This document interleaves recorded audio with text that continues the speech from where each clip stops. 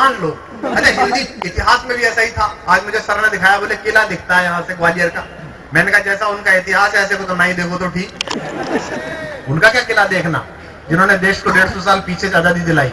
लेकिन एक बात बता दूं आपको, इतिहास भी ऐसी पढ़ाया जाता था कि साहब महात्मा गांधी देश सेवा में 1922 में कूदे, नेहरू जी 1932 में कूदे, लोकमान्य तिलक 1928 में कूदे। तो मैंने अपने पिताजी से पूछा एक दिन, मैंने कहा साहब ये देश की सेवा में जाते क्यों नहीं है, कूदते क्यों हैं? भाई चले जाएं। तो मेरे पिताजी ने बताया, वो प्रोफेसर रिटायर्ड हुए, उन्होंने कहा बेटा देश गड्ढे में है, इसलिए नीचे कूदना पड़ता है सेवा करने के लिए। तो हमें जो शिक्षा दी गई वही गलत थी। अच्छा रानी साहब, हिंदी में भी ऐसी पढ़ाया जाता था, राम स्वरूप बीमार हुए फलस्वरूप मर गए।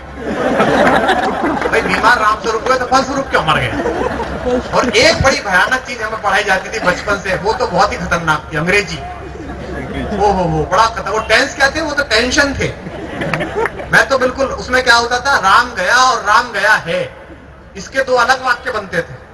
बिजली चली जाती थी तो हमारे पिताजी बिठा लेते थे, कम वक्त लाइट जाने के बाद भी चैन न ले ले, वो वाक्य सिखाने लगते थे, राम गया और राम गया है, दो अलग अलग वाक्य बनेंगे। जब एक बार चला गया तो दो वाक्य क्यों बर्बाद कर रहे हो? राम गया है, राम क्या राम सचमुच चला गया है, राम क्यों नहीं गया है? अरे मुझे क्या पता, बीजेपी वालों को नहीं पता आज तक, मैं क्या बताऊं क्या राम चला गया होगा।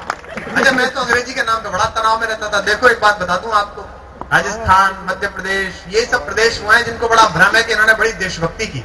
लेकिन जो देशभक्ति जहां से मैं आया हूं, पश्चिमी उत्तर प्रदेश, मेरठ, कमिश्नरी, नोएडा, गाजियाबाद, हम लोगों ने अंग्रेजों से वो बदला लिया जो पूरी दुनिया मिलकर नहीं ले पाई।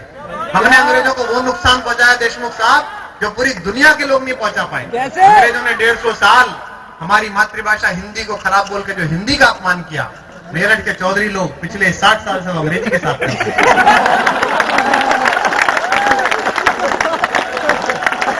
ऐसी अंग्रेजी बोलते हैं कि ऑक्सफोर्ड वाले नारा ढूंढते किधर कूद के मरे। मेरा एक दोस्त है चौधरी IAS है, मैं उसके यहाँ शादी में गया था उसकी बहन की, तो वो हयात रीजेंसी में शादी है, वो वेटर से कह रहा था रात को, देखे भाई लेडियों ने खा लिया हो तो जेंटों को लगाओ। अब ये मात्रा किसी पे चढ़ती हो तो चढ़ा के बताओ, ये देशभक्ति है। उसके घर गया, वो सुबह सुबह नाक सिनकता है, मैंने कहा चौधरी क्या हो गया? बोले कुछ नहीं भाई, विंडो से विंटर लग गई। ये बीमारी कहीं से नहीं होती। पत्नी आई, उसकी बच्चा रो रहा था, मैंने कहा भाभी जी क्यों रो रहा है? बोले पता नहीं भाई साहब, ना स्लीप रहा ना हीट रहा, बस हीट रहा ही हीट रहा। ये नुकसान हमने पहुंचाया। ऐसी अंग्रेजी बोलते हैं मेरठ वाले लोग कि मतलब ढूंढते रह जाते हैं ऑक्सफोर्ड वाले कि किधर से शुरू करें और कहां खत्म करें। मेरे को तो अभी दानिश साहब कह रहे थे, बोले साहब वो मेरा डॉक्टर साहब प्रोनाउंसिएशन थोड़ा खराब है। मैंने कहा भाई साहब मेरा भी वही खराब है जो आपका खराब है, लेकिन हमसे तो ये भी नहीं बोला जा रहा। तो ज्यादा तनाव की बात नहीं है। और हम देखो लोग तनाव में, अभी हम सर से चर्चा कर रहे थे कि भारत ऐसे खराब दौर में, जब तक मनमोहन सिंह जी देश के प्रधानमंत्री हैं तब तक देश पर कोई संकट नहीं है। वो दिल्ली में अकेले ऐसे आदमी, उनके खिलाफ कोई टिप्पणी करता है तो मैं बहुत नाराज हो जाता हूँ। मुझे ऐसा लगता है जैसे भ्रूण हत्या का प्रयास चल रहा है। इतने शालीन सरदार बेचारे, उनके खिलाफ लोग बोलते हैं। वो जब संसद में जाते हैं फाइल लेके तो ऐसा लगता है जैसे दाढ़ी मूछ वाली रजिया मुंडा में फंसने जा रहे हैं। और दोनों तरफ से बात चलती रहती है, वो दोनों तरफ ऐसे देखते रहते हैं, नजर उठा के जैसे सानिया मिर्जा का मैच देख रहे हो, ये बॉल किधर से किधर गई। हालांकि उसमें तो काफी मेहनत करनी पड़ती है देखने के लिए, लेकिन फिर भी वो देखते रहते हैं इधर उधर।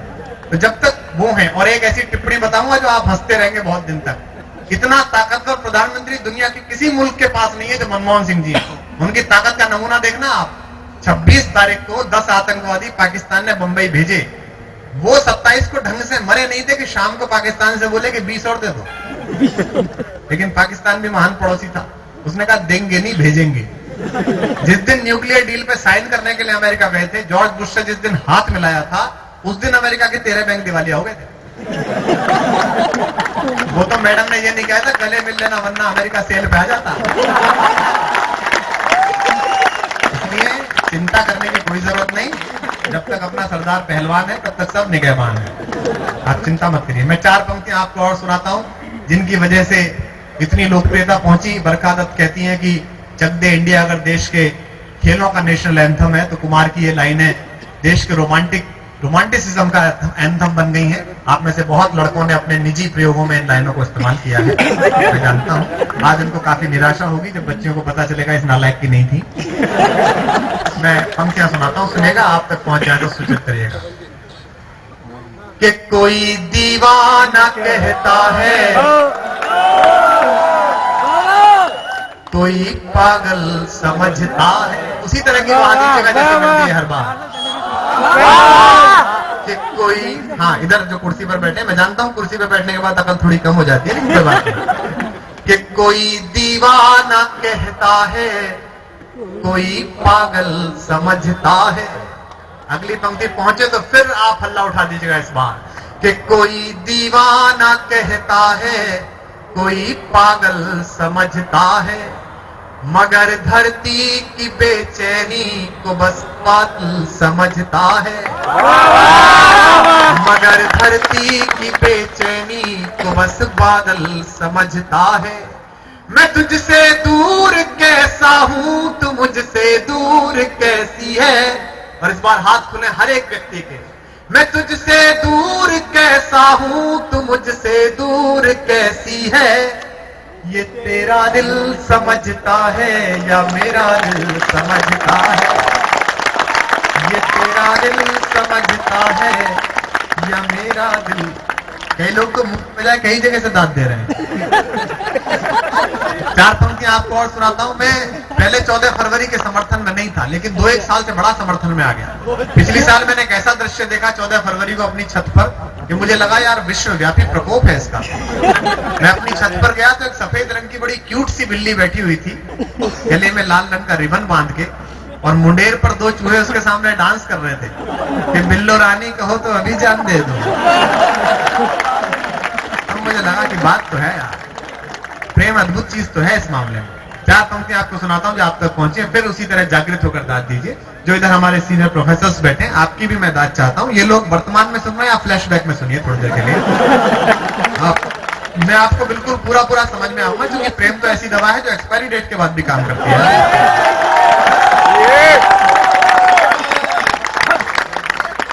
आजकल बुजुर्ग बहुत प्रसन्न है जब से निःशब्द रिलीज हुई है। कि हाँ, अपने लिए भी कहीं ना कहीं कोई व्यवस्था है, देश में लोकतंत्र है। कि मोहब्बत एक एहसासों की पावन सी कहानी है। और जिन 4 लोगों ने दाद दी है, मेरी 3-4 पीढ़ियां उनका आभार करती हैं। कि हाँ, सबकी जिम्मेदारी है आप सबकी। मोहब्बत एक एहसासों की पावन सी कहानी है। और शुद्ध कविता पहुंचे तो कहा जाता है तकनीकी संस्थानों में कविता नहीं सुनी जाती, ऐसा कहा जाता था 7-8 साल पहले। लेकिन आपकी मोहब्बतों के सारे हिंदुस्तान के हर IIT NIT तक मैं पहुंचा। मुझे सूचित कीजिएगा कि ये वही पीढ़ी है जिसने कुमार विश्वास को कुमार विश्वास बनाया। शुद्ध कविता पहुंचे तो बताइए। मोहब्बत एक एहसासों की पावन सी कहानी है। कभी कबीरा दीवाना था, कभी मीरा दीवानी है। कबीरा दीवाना था, कभी मीरा दीवानी है। यहाँ सब लोग कहते हैं मेरी आंखों में आंसू है। और इस बार तालियां ऐसी हो कि उसकी आहट इलाहाबाद तक भी पहुंचे। यहाँ सब लोग कहते हैं मेरी आंखों में आंसू है। जो तू समझे तो मोती है, जो ना समझे तो पानी है। जो तू समझे तो मोती है, जो ना समझे तो पानी है। दार जी, मजा आया नहीं आया?